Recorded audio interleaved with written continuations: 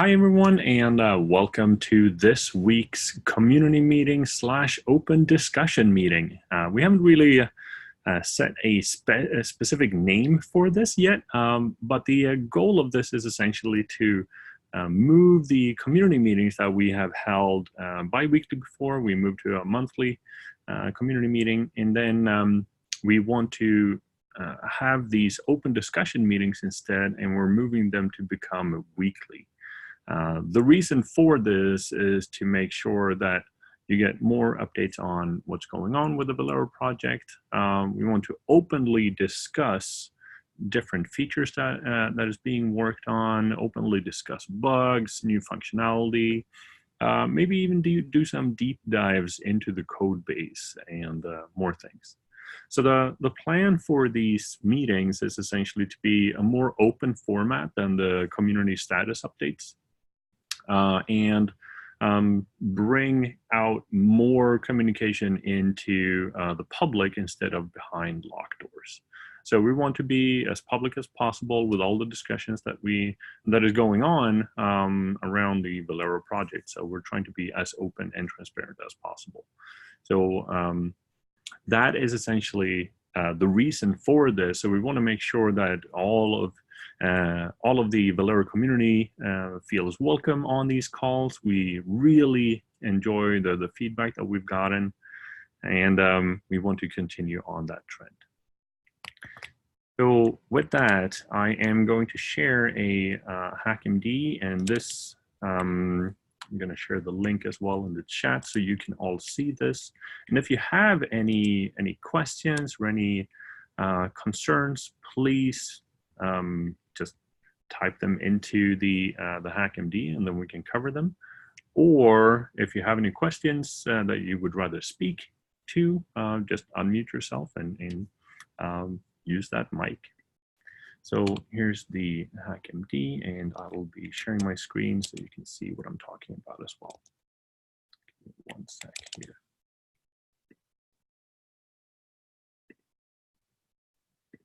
All right. So we talked about the updated meeting format, and we're essentially going to move into some status updates from the Velero maintainers here. So anyone who wants to go first? I can start since I'm first. So this last 2 weeks, I've been doing a lot of investigation on our CI. Good chance we're going to move off of Travis onto GitHub Actions whenever those become GA, and also redoing some of the logic in our makefile, or revisiting some of it so that we can potentially speed things up there and make things a little bit more efficient. So there's been some changes to our builder Docker file, and there might be some changes to the make file at some point. So those have been mostly research kind of things. We've also been looking at adding support for a plugins flag on the Velero install command. As Carlicia will talk about, we're moving the in-tree cloud provider plugins out of tree, and we need a way to install those, preferably in one step. So I've been looking at that and figuring out what kind of fallout there might be from making that change. And that's me. Okay, my turn. So we have a new GitHub organization. I don't know if Big announcement. What? Okay, there's a blog post coming out today. That's all I'm gonna say. Yeah, no, it's perfectly fine talking about this. So we are moving Velero over to a new GitHub organization. So that new GitHub organization is going to be VMware Tanzu. And Carlicia has written an awesome blog post about this that will be posted this afternoon, essentially. So we'll link to it in the docs here. We'll share it in the Slack channel and, of course, on Twitter and everywhere else that you can find information. So, yes, big thank you to Carlesia for taking that on and making sure that the communications work really well. Yeah, and thanks. So many people edited that post as well. So, team efforts. And since we are moving organization, we looked into making structural changes that we were thinking about making anyway, and we thought that this was a perfect timing. So what we are going to do is extract the AWS, Azure, and Google Cloud plugins that we are currently in Tree. So we are extracting them, and they each going to have their own repo.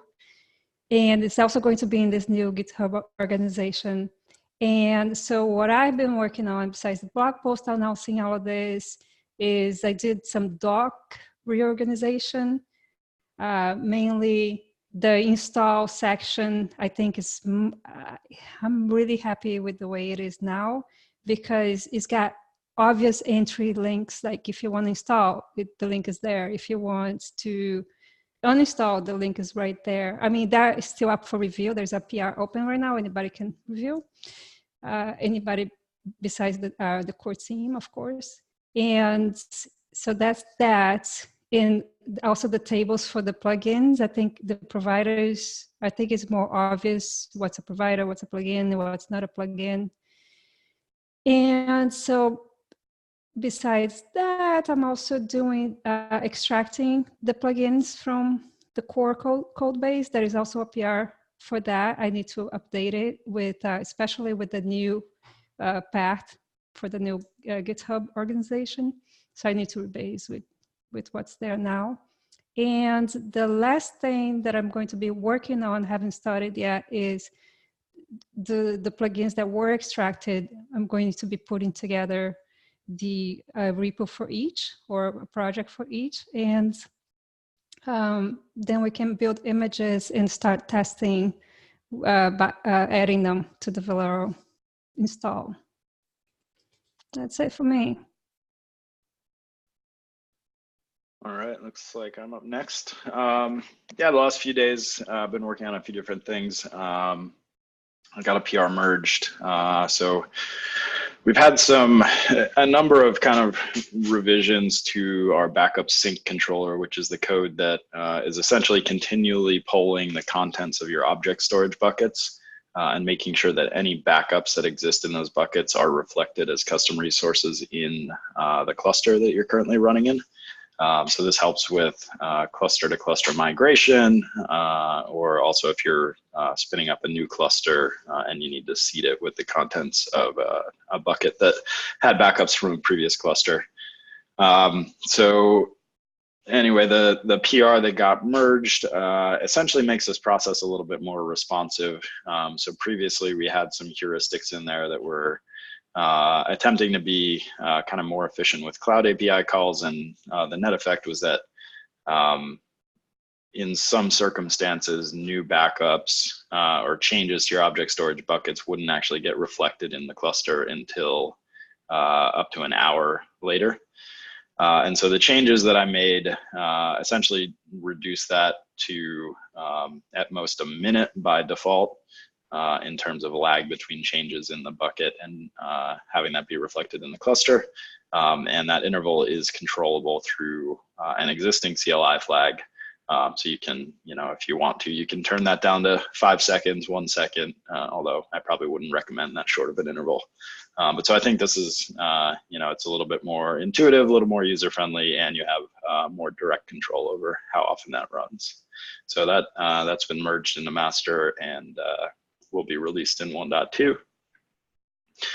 And then yesterday, I spent a lot of time doing some experimentation with Restic. So for those of you who are familiar with how Restic works in Velero, it kind of operates on pod volumes rather than just persistent volumes. And so this is a little bit different than all of our other kind of snapshotters, which operate on persistent volumes specifically.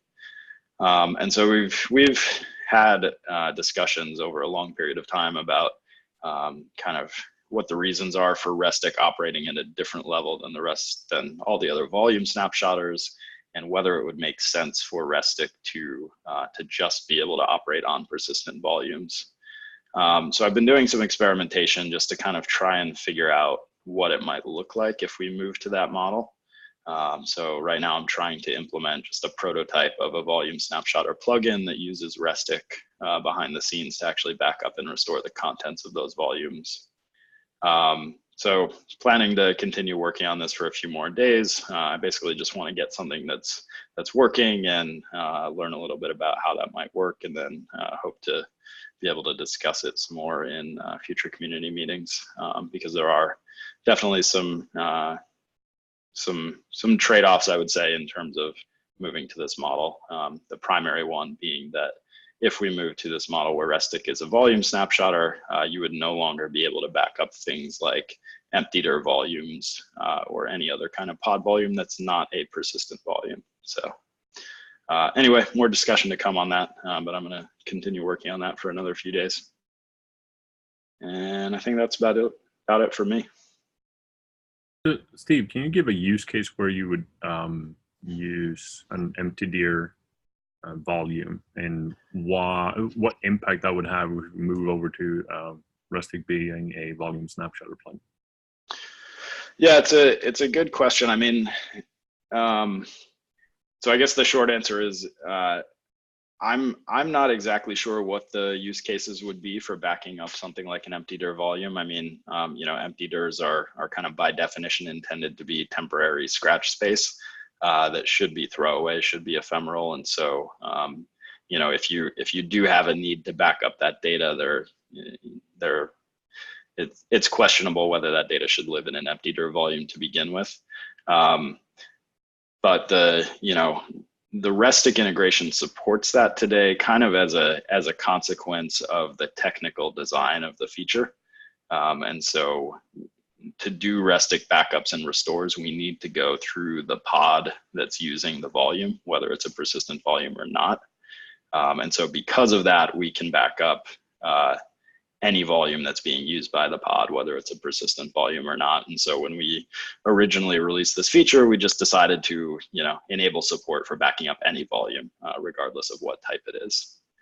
But I do think there's a good argument to be made that, the Restic should work consistently with any other snapshotters, which would mean that it only supports persistent volumes.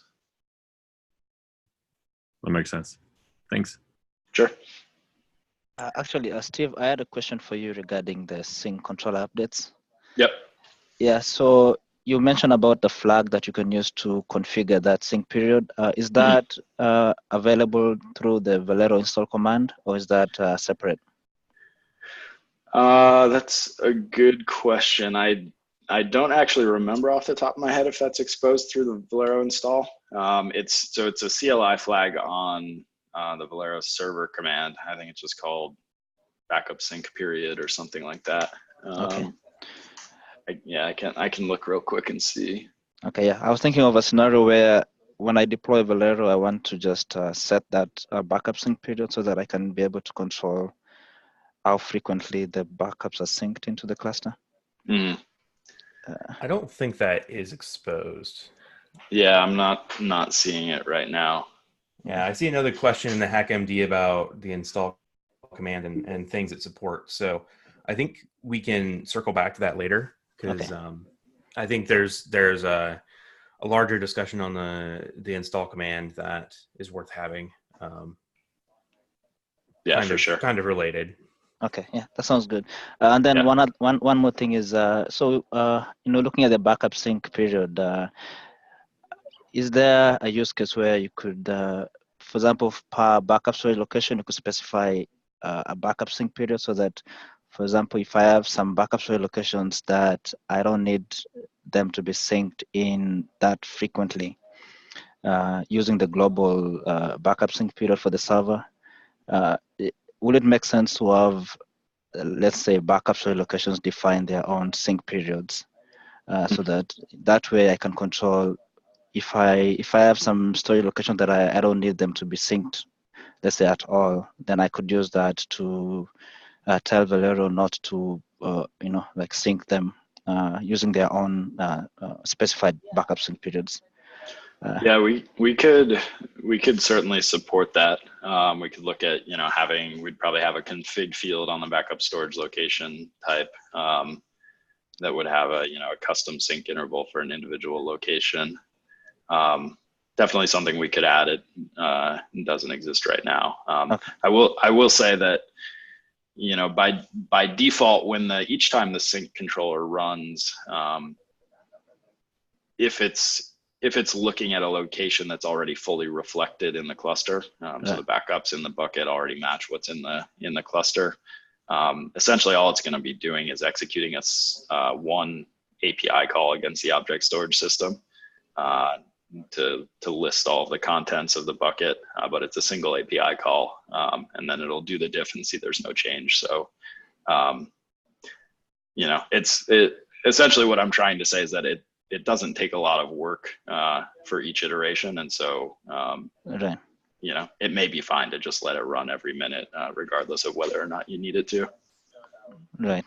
But I think if you're interested in having the kind of custom sync interval for each location, I would definitely submit an enhancement request, and we can take a look at it. Okay. Yeah. I'll open an issue and then we can discuss it from there. Okay. Sounds good. Thank you. Yep. All right, awesome. So let's move into some of the discussion topics here. You talked a bunch about Restic here, Steve. So I think it's a good segue into Restic Project Health. Yeah, absolutely. So, so we've been talking about this a little bit over the last few months.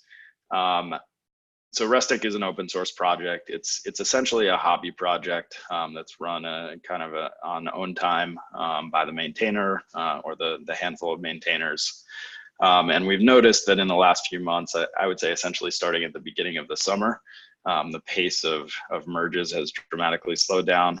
There's only been a handful of commits since I think the end of May.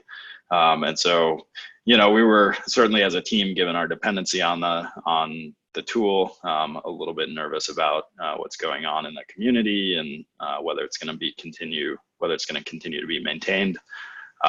So anyway, I saw this post in the Restic forum on this topic, and so posted it here for folks to be aware of.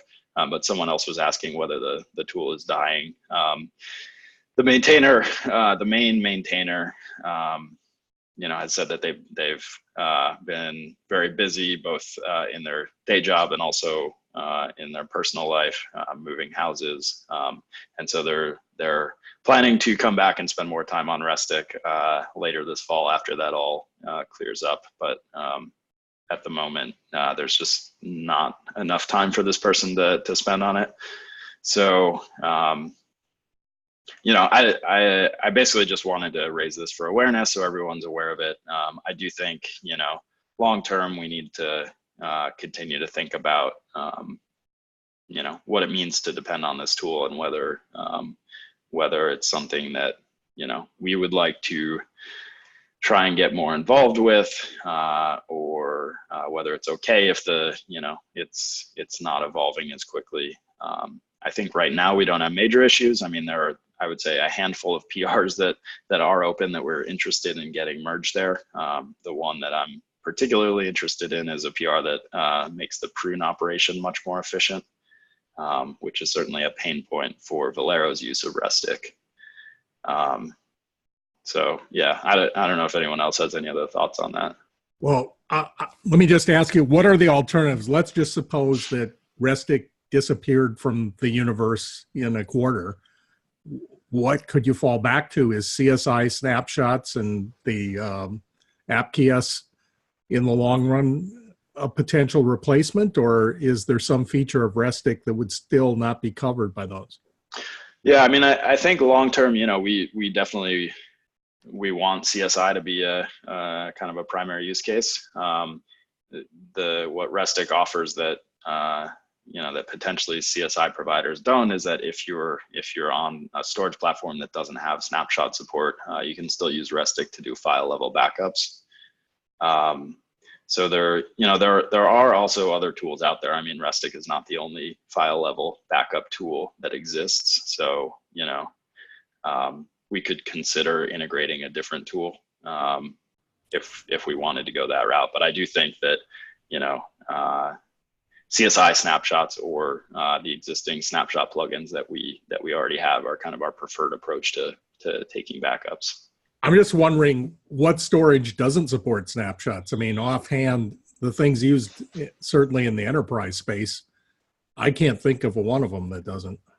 Well, it's not so much that the storage itself doesn't, it's that the drivers aren't necessarily there yet. Particularly because we haven't actually implemented the CSI support in Velero yet due to the volume snapshots still not being quite ready. So I don't see that, and I don't really see those being production ready in a quarter. Just given some of the timelines and some of the discussions. I know the SIG storage wants to talk about that at KubeCon,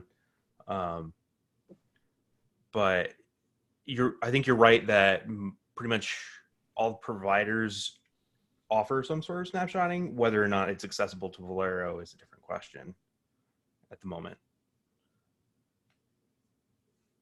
This is also something that we had a couple of survey questions on in the Velero user survey. So hopefully we can capture some information from that and present it back. Yeah, I'd say in the long run that any storage vendor or storage solution that doesn't support CSI in the long run is irrelevant. It's just sort of a clue that they aren't willing to invest in its use with Kubernetes. So I can't see how a user would choose to use that type of storage. In the shorter run, obviously it's different. If the alternatives became, commit resources to either Restic or CSI snapshots, I think I would tend to vote for it going to CSI snapshots rather than Restic if you can't do both. Yeah, I think we probably all agree with that. That's definitely the preferred approach. There's question of timing, but I think we agree. Yeah, hey, sorry, go ahead. I was going to say the one thing I see that Restic does that CSI won't is cross-provider. Since you're operating at the file system level, there maybe someone will get clever with CSI and offer that functionality there. I haven't looked at the survey results. I don't even know if we asked about that, about moving around between providers. Well, CSI has another working group, that they've split the snapshot into a working group. And there's another one, I believe they call it replication, but they might have another term for it. But it's the concept of moving volumes from one location to another, even over big geodistances. Now, that's in a less advanced state than the snapshot, though. But there is a group that is doing the architecture for it. Okay. Well, I think what I was talking about was moving from, say, Google to Amazon, or Amazon to Ceph. Yeah, that is what they're talking about, or from Google to Google, or from on premises to Amazon. Basically moving from one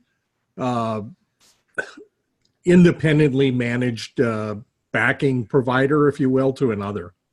Okay. Yeah, if you could drop a link to that in the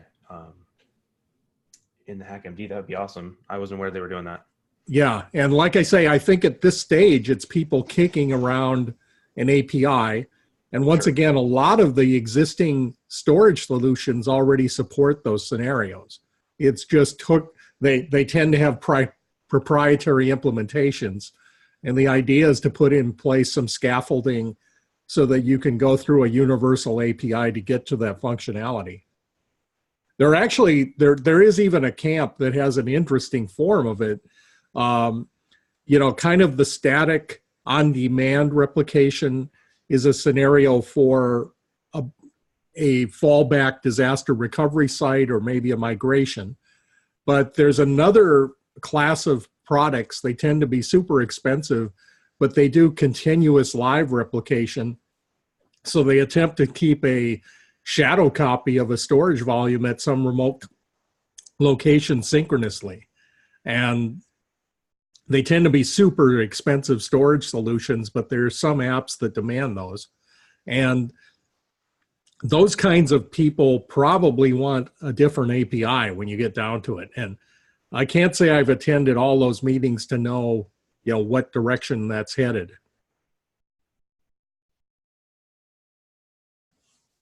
Hey, Nolan, just for clarification, do you want to just share with the people here on the call what's in Kubernetes right now from a CSI standpoint and what we're waiting for? Oh, sure. So right now, using CSI volumes in Kubernetes, so creating, attaching, deleting, those things are GA. In Kubernetes, you can use a CSI volume now. The Kubernetes support for CSI volume snapshotting is still undergoing some API discussions. There's a field on the persistent volume claims called data source. I think that was moved to beta with 1.16. And I think there was discussion about maybe changing that, maybe not going to beta right before 1.16. Excuse me, had a feature cutoff. And there's going to be some more discussion on finalizing that design so it can all move forward to beta. I forget the day, the Monday before KubeCon, there's going to be a face-to-face with SIG Storage. So we're planning on being there to give our input. We have the proof of concept that Velero was using. As it stands, there's some minor modifications to that we would have to make. Nothing earth-shattering, but yeah, we would like to see that get to beta before doing a whole lot more with our CSI integration. Awesome, thank you. All right, I think we exhausted that discussion topic for now. Let's move to the next one. Nolan. Yeah, so this one was a question I had for the core team and I guess anybody. So we currently have this design doc process where we write up a design document. Some of these it's really detailed, some of these it's less. And I was wondering for increasing understanding in the overall team and fleshing it, like maybe fleshing out any sort of uncertainties, if it makes sense for somebody who did the design doc to not necessarily do the feature, but have somebody else go and do that. It might slow velocity down a little bit, but it might also lead to better designs and implementations. So yeah, that with that context, I guess, then the question stands. So should we make that a policy, or is that something that would just be on a case-by-case basis, or is it not a good idea?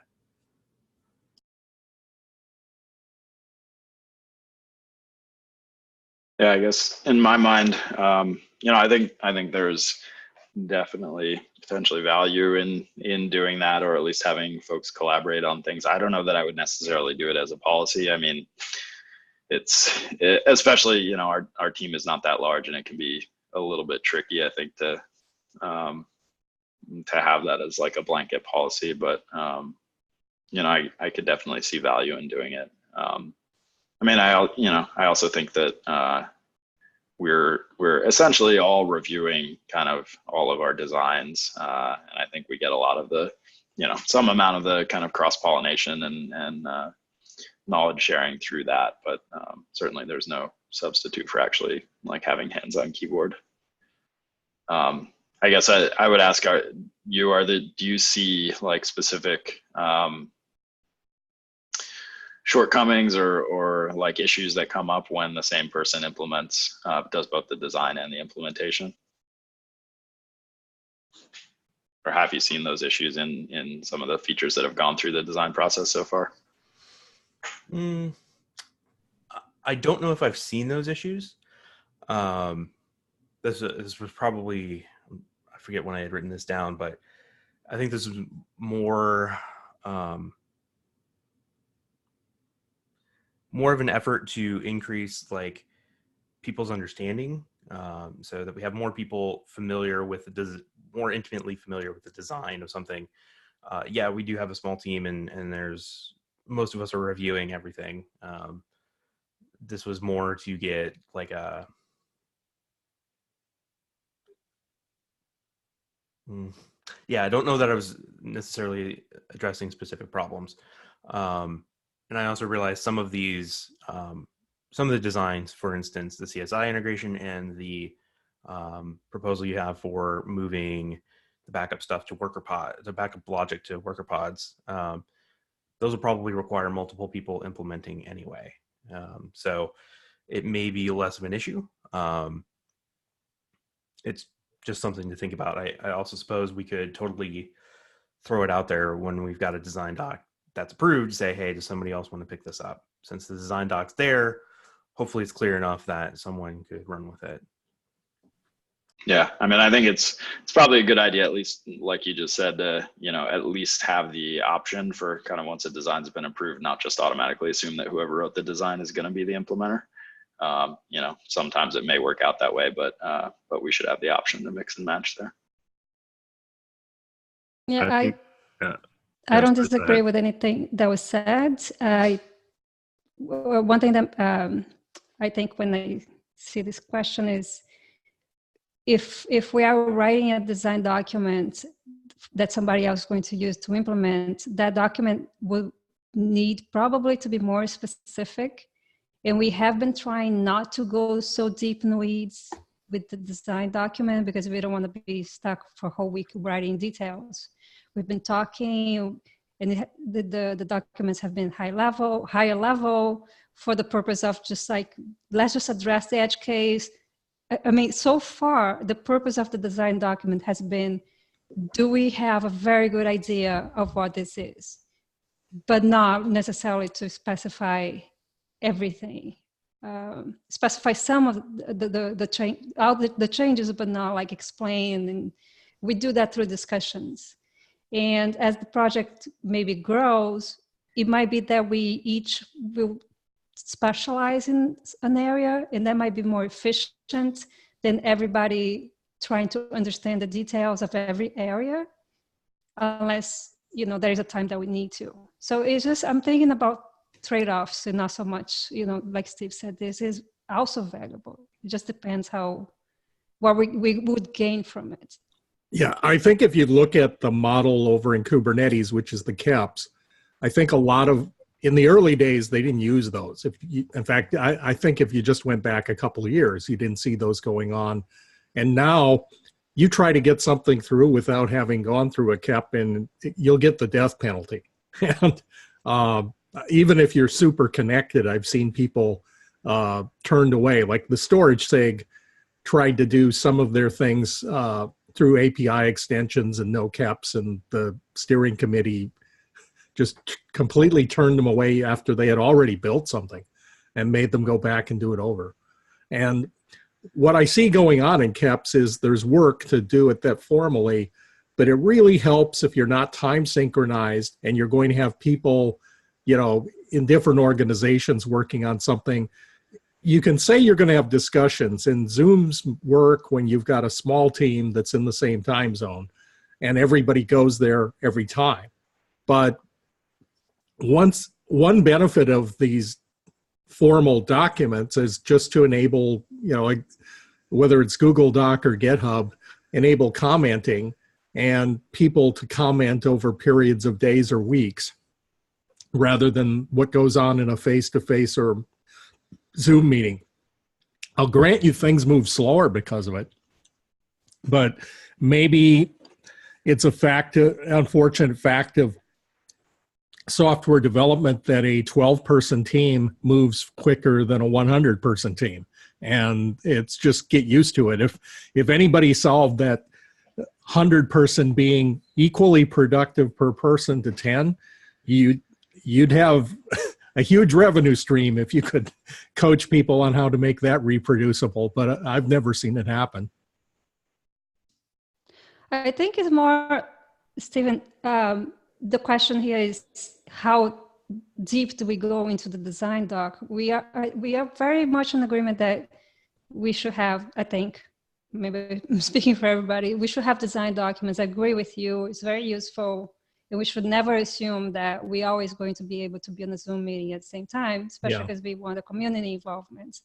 It's just like, do we want to make it so detailed that somebody else that's not the person writing the document can pick it up and do the implementation? Let me suggest this guideline. I think that it would be a mistake to insist that you don't start work until you get every little tiny detail resolved. That's crazy. That's kind of waterfall think that takes where projects take forever. However, if you resolve some of the major issues, like, how am I going to keep this information? Is it a key value store? Is it a database? Just give an example of something that got resolved. It needs to be in enough detail that you could hand it to 3 different people to implement and you'd get the same thing back. The equivalent functionality that you desire. So you need to tighten down the spec for things you've decided on, so that in theory any developer could meet the spec.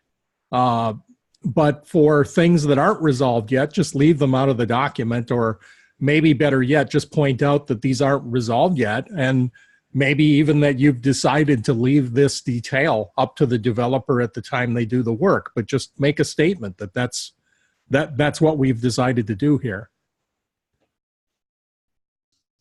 I think that's a good point. It doesn't, like Mandy, you're saying, it doesn't have to be one or the other, and it can be achievable. Yeah, it's just that you need to draw a firm line, not this wide gray line, but black and white, that this would meet what we've decided to build, or this wouldn't.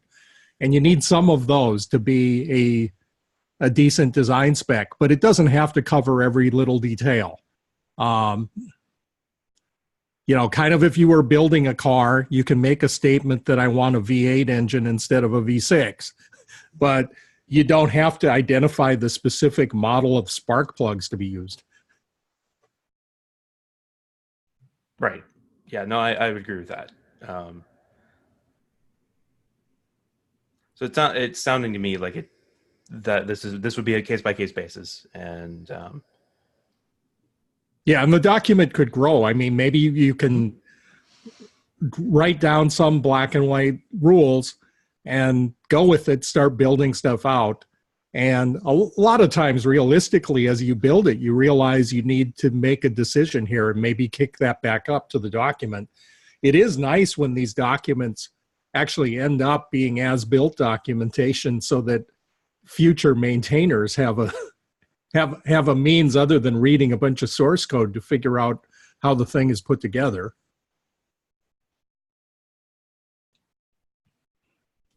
Speaking of this idea of bringing in wider teams, does Velero have any kind of onboarding documentation for new arrivals and contributors, or training for actual developers as opposed to users? The reason I ask is that I've been working with the people over at Dell Power Protect, and I used to work over there, and they're starting to bring resources over. They've earmarked some to start working on Velero. They're not working yet, but they actually asked me to come to one of their labs to give them a Kubernetes 101, because that's where these people are starting from. They're very familiar with backup, but not so much Kubernetes. And if there's anything out there on onboarding a dev for Velero, I expect that at least a few of these people are going to end up coming to the Velero project and be valuable resources. But if I'm going to give them a training class, I'd like to utilize anything that's out there, if there's anything like that now. Yeah, so Nolan just linked to the docs we have. So we have some general information on docs, and then we also have done a series of training sessions that we have some recordings of. We'll have to, I don't think those are currently posted publicly anywhere, but there shouldn't be any reason that they can't be. We may just need to do some editing on them. But I would say those are good places to start. Okay. I grabbed this link and I'm looking at it now. It looks good. Thanks. And Carlicia has some more edits that I think we want to get into. Yeah, so that's the entry point. There is a resources link that people can find, like videos of demonstrations, and we are improving our install section. So I think I said it earlier, I think it's more intuitive. Like, it's the same content that we had before, we're just organizing it better. And but just please tell them to give us feedback. Okay. Yeah, since these are developers, it's a little different from onboarding a user. So I think starting points are even things like telling them that this meeting exists, for example, and what the standards are for how you go about proposing an enhancement, kind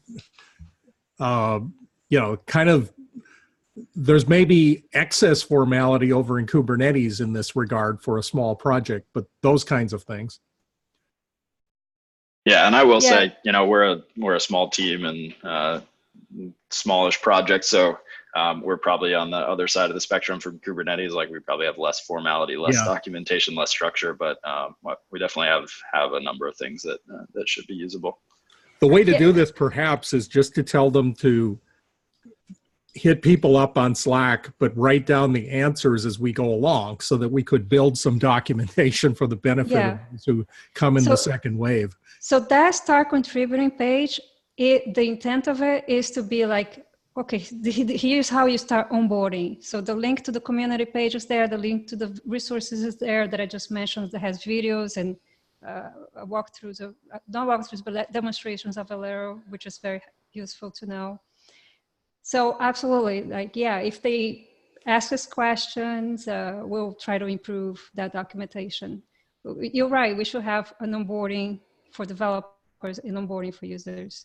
And the onboarding for developers is definitely under that contribute section in the documentation. So in other words, that's what we got.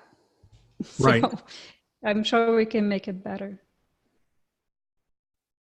Many chances there's going to be an attempt to have a developer meeting, even if it's not formal, but at KubeCon, I'm guessing there might be a few people there. I know I saw in the schedule that there's a Red Hat presentation on Kubernetes backup. So they'll have at least a couple people, and it might be interesting to have a get together. Yeah. Yeah, I think most, if not all, of the core team will be there. So that's a good idea. I'm going to be there now too. So I think we are going to be there. Yeah, the schedule is kind of tight because the event has its parties and things. So one way I've found to do this that works is to just declare that we're going to have a meeting during the lunch period. And you can just grab the standard conference lunch and sit at a table if you want.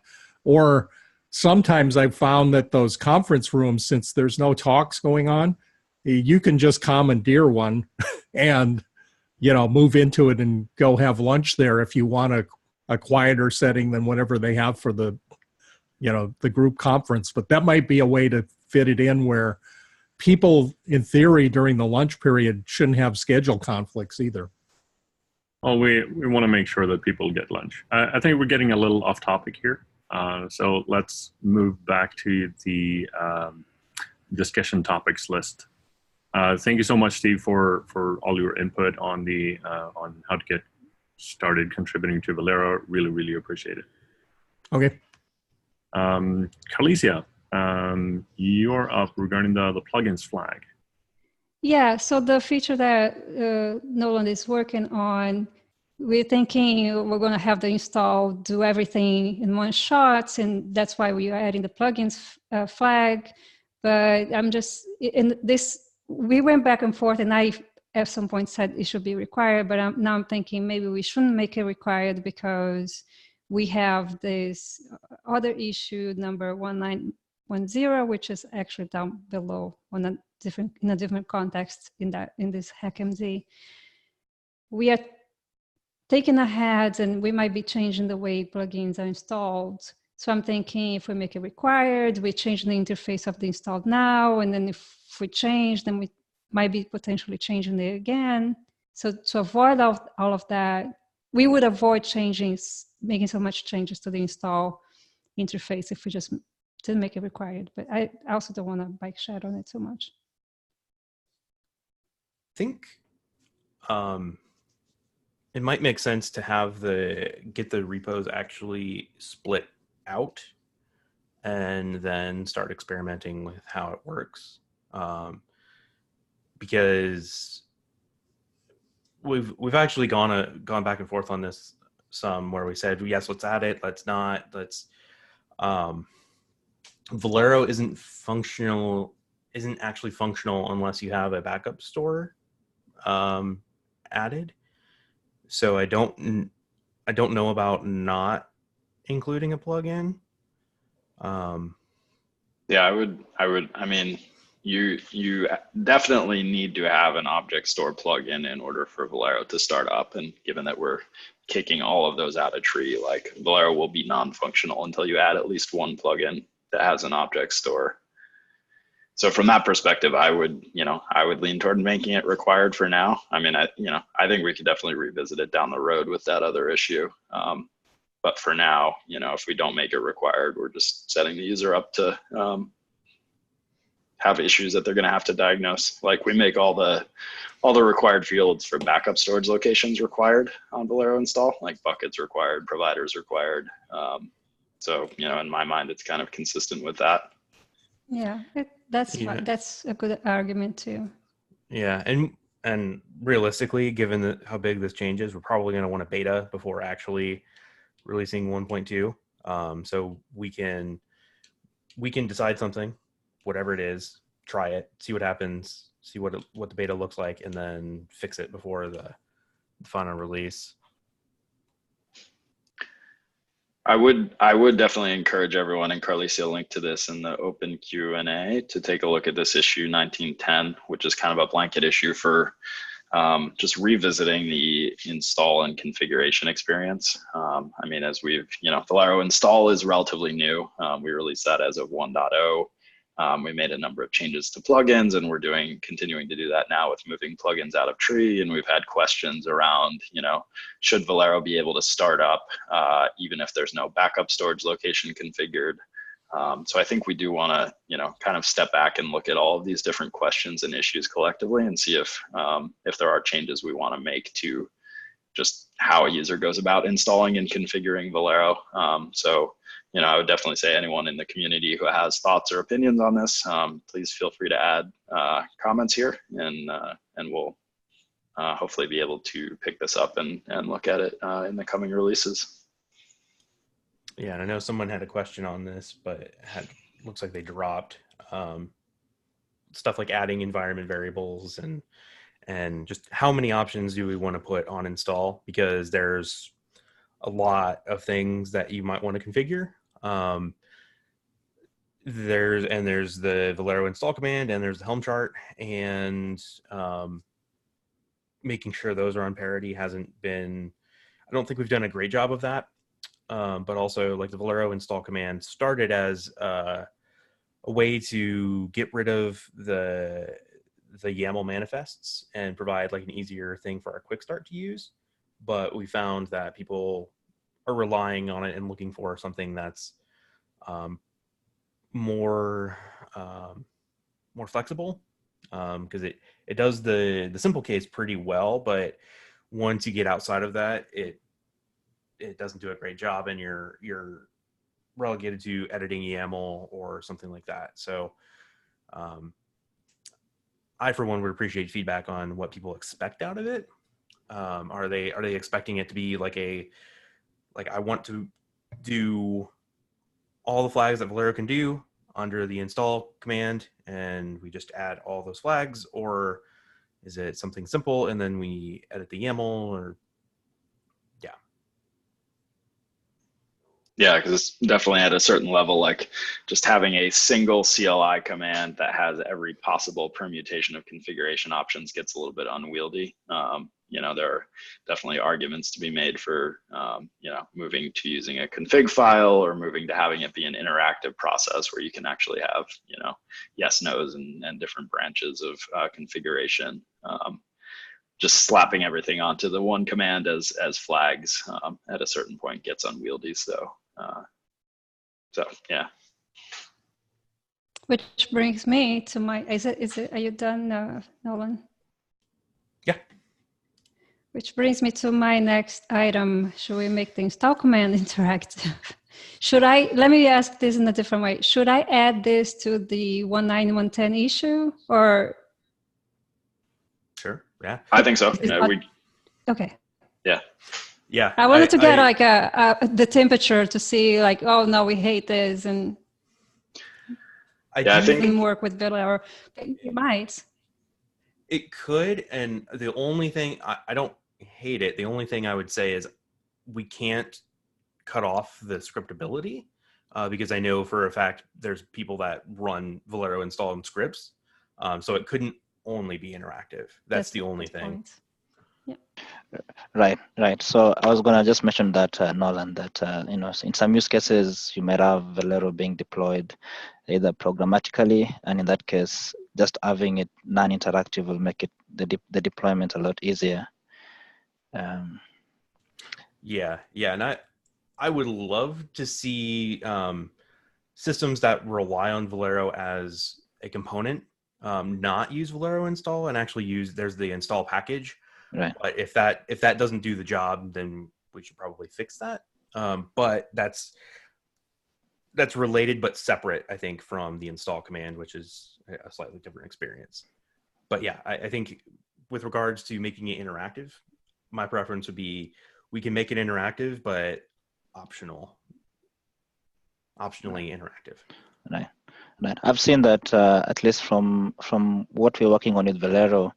The preference for the CLI, the install command, is that it's very easy to use. You just run the Velero install and it deploys everything for you. So it's very easy to use, and that's why there's that leaning towards using it and trying to make it do the work you want.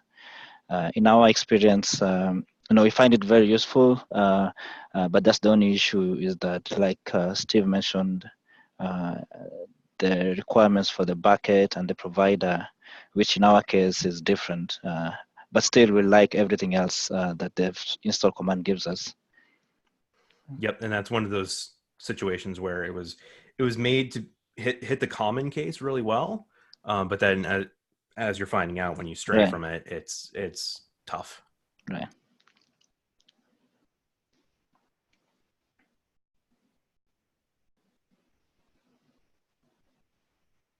So I would say, yeah, go ahead and add that to 1910. We're kind of in an ideation phase there. I would say pretty much everything's fair game. Awesome. So I know Tim isn't on this call. Nolan, did you want to talk about the app-centric approach to backups? Yeah, so this I think we've had some people ask about this. I can find there's an issue for like making plugins that are like Helm aware or something like that. And Steve Wong mentioned the app kiosking cap that is going on in SIG apps. So this is probably more future looking, as in like next year at the earliest, late next year at the earliest. But this was more like this came up in a discussion between Adnan and myself, and talking about making Velero smarter around application definitions. So instead of saying, hey, I have to specify a namespace and all these other things, what if Velero could be pointed at some app specification whether that be a Helm release or the app CRD that SIGApps is discussing. And from that, it would find the whole tree of things to back up. So it would go find the deployment, it would find stateful set, PVs, all that kind of stuff. I don't know that there's there's Helm releases, but I think the SIGApps definition looks interesting because it's something that could be defined without having a specific system installed. And I think their goal is to get Helm using it as well. And we've also had, I think, way back in the day, 2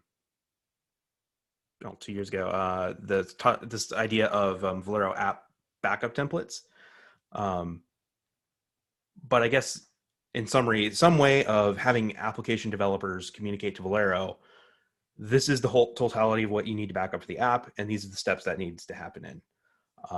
Is, I think, an interesting place that we could take Velero. I don't know that there's anything actionable on it today because I think it would require a bunch of structural changes to how things get added, like resources. But yeah, it's something I just wanted to put in people's ear and have them think about. So maybe start a design document? Yeah, that definitely could be the next step. I think for us, it's also potentially at some point maybe engaging with SIGApps on the application cap, but I don't know with timing on how that's going to work. I think right now the CSI supports more immediately relevant, but yeah, longer term, maybe we start discussing with SIGApps on how we might use that. I would think we'd probably need to support kind of multiple different approaches here. So, allowing users to use some kind of app concept, whichever one we end up choosing to specify what to back up, but also, using the existing backup spec or something similar to it. So that they have multiple different paths for specifying it, because it's odds are that not everyone will be, at least not in the medium term, would be using whatever the app concept is. So I think we definitely just want to think about like optionality there for the user. Yeah. This would be, I would think, since it would be a big change. Like we would have to keep how Velero works now and then add this. So bridging that, we absolutely would need a design doc on how we bridge that and how we keep both. And but I also do think doing it would require some redesign of Velero logic, such that it knows what the root of the object graph is. But yeah, it's very forward looking, not really actionable right now. Right. Any questions there for Nolan? Right. Last one. Do you think we covered this one already, Steve? Yeah, I touched on it already. I don't need to discuss further at this point. All right. Do you want to do a last minute contributor shout out? Yeah, sure. I looked through the commit log. I hope I didn't miss anyone, but we had a PR submitted from SPIFCS to fix the logging when we're doing backups of additional items. So this would be like taking a pod and backing up the PVC and PV that it uses. We had some issues with the logging there that made it kind of unclear to the user what was going on. So appreciate that PR to fix that issue. It definitely makes things much more clear, both for users and for the development team when we're trying to debug issues. So thanks a lot. Right, awesome. And we are at the top of the hour. So I think we are done for today. Thank you so much, everyone, for joining. And if you have any other questions, or if you want to keep on continuing the discussions here, please join us in Slack. And of course, up on GitHub, if you have any issues, or if you want to do any design documents or PRs, please head over there. And with that, thank you all, and have a fantastic rest of your week. Goodbye. See ya. Thank you, guys. Bye.